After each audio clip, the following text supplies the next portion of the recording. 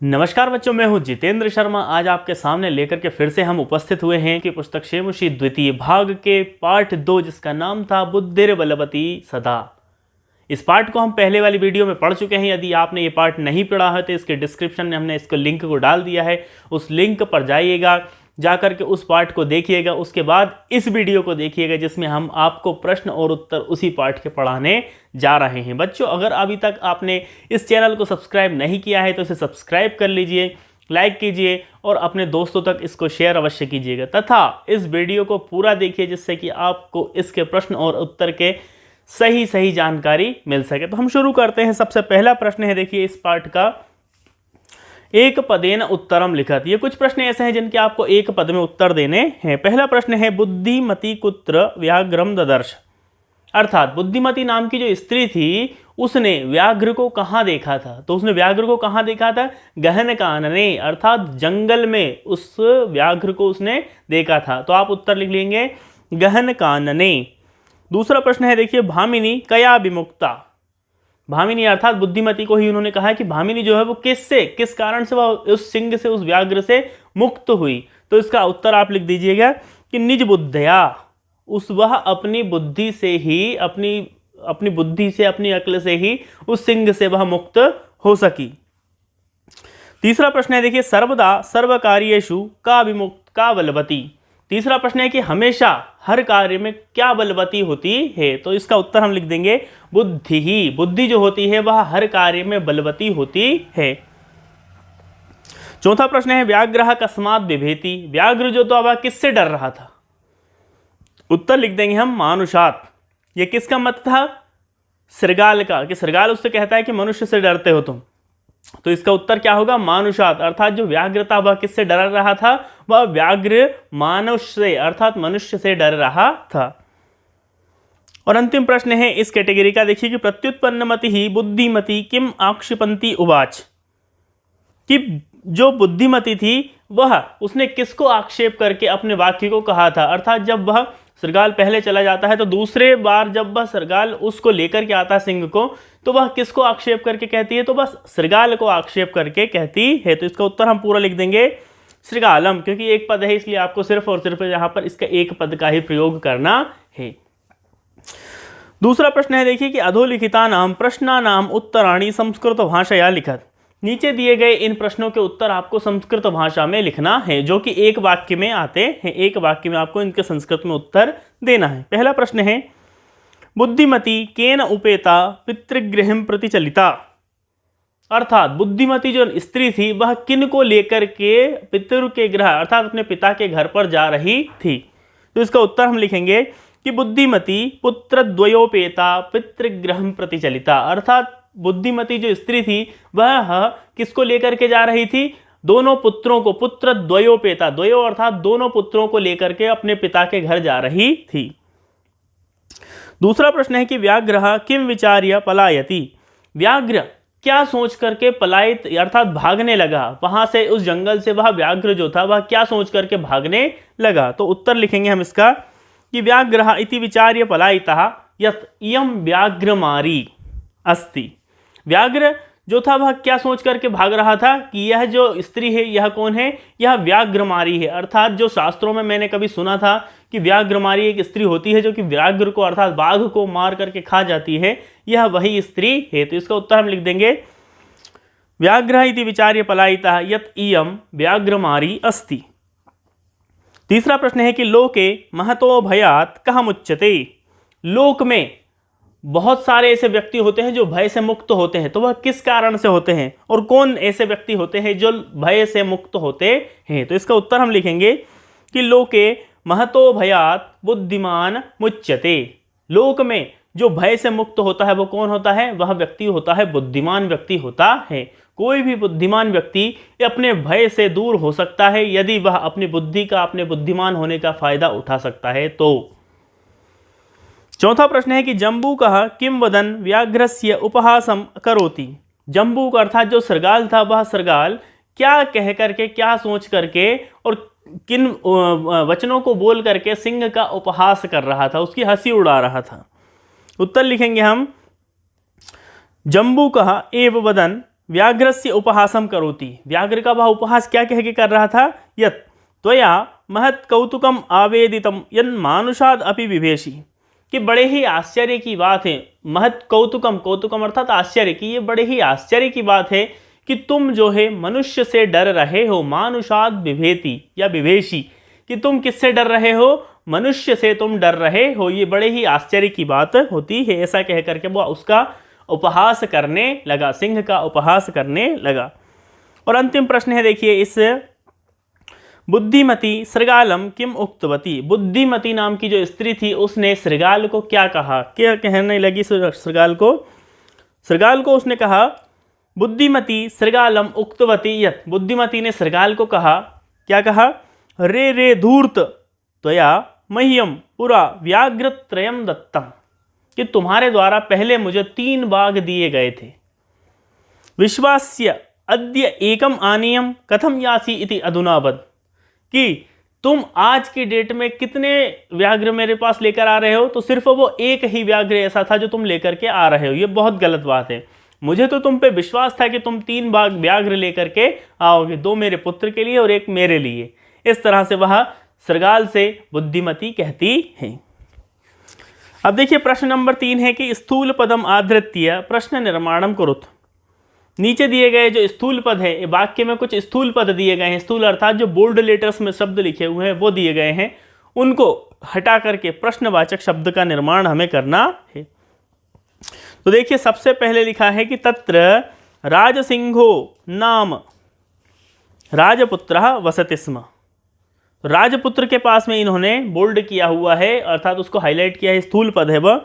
तो प्रश्न बनेगा इसका उत्तर, जैसे इस वाक्य का अर्थ होता है कि तत्र राजसिंह नाम राजपुत्रः वसति स्म, कि वहाँ राजसिंह नाम का राजपुत्र रहता था। तो राजपुत्र सिंह को हटा करके हम क्या लिखेंगे, किम, कि वहाँ किस नाम का पुत्र, किस नाम का राजपुत्र निवास करता था। इस तरह से हम यहाँ पर वाक्य को बनाएंगे। दूसरा है देखिए, बुद्धिमती चपेटया पुत्रौ प्रहर्तवती, चपेटया, चपेटया को हटा करके हम क्या लिखेंगे, कया।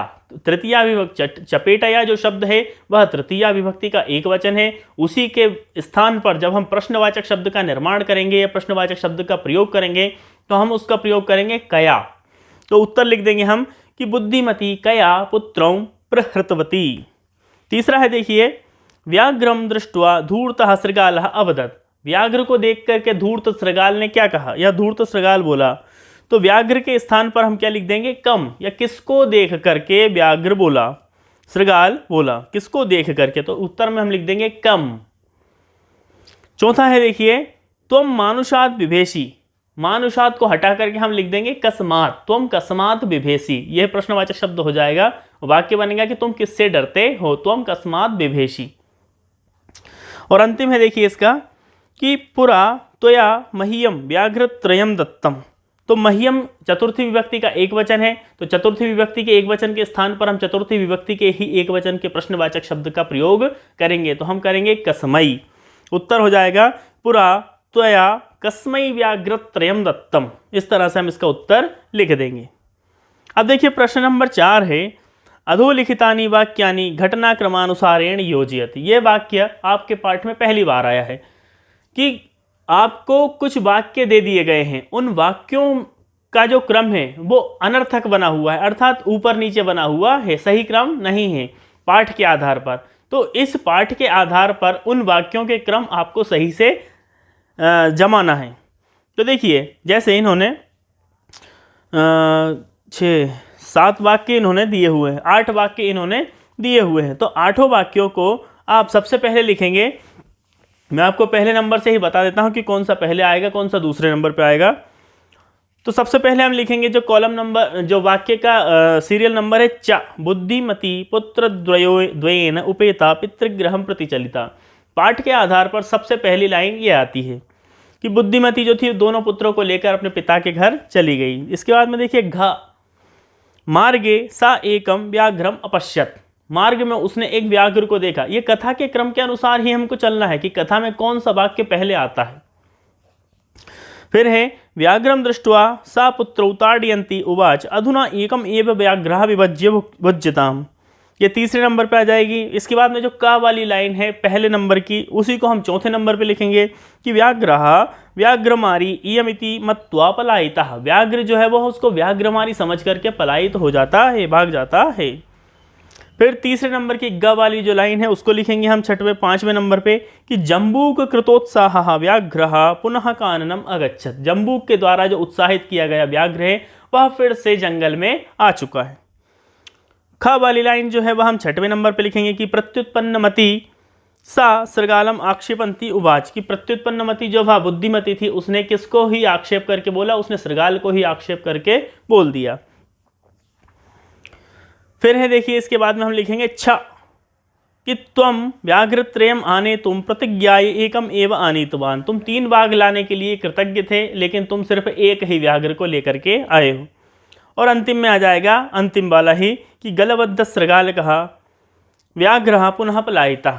गले में बंधा हुआ सृगाल को लेकर के व्याघ्र फिर से भाग वहां से जाता है। इस प्रकार से हम इस प्रश्न को भी समाप्त कर देते हैं। आप इसके कथाक्रम को अवश्य याद करिएगा और इस कथाक्रम को याद करने के साथ साथ ही आप ध्यान रखिएगा कि यह आपके बोर्ड की परीक्षा में जो फाइनल एग्जाम होते हैं वार्षिक, उसमें यह प्रश्न जरूर आता है, बहुत भी 10 नंबर का आता है, इसलिए ध्यान रखिएगा। प्रश्न नंबर 5 है देखिए कि संधि विच्छेदम या संधि कीजिए। संधि या संधि विच्छेद करना है तो हमें जिस कुछ शब्द दिए गए हैं तो जिस शब्द की हमें संधि दी गई है उसकी हमें संधि करनी है और जिसका संधि विच्छेद दिया है उसका हमें संधि करना है। पहला प्रश्न है देखिए जैसे पितुर्गृहम, तो पितुर्गृहम शब्द जो है वो हमें संधि युक्त दिया हुआ है, इसका हमें संधि विच्छेद अलग अलग करना है। तो इसका हम अलग अलग कर देंगे पितुः धन गृहम, पितुः धन गृहम, इस तरह से हम इसका संधि विच्छेद कर देंगे।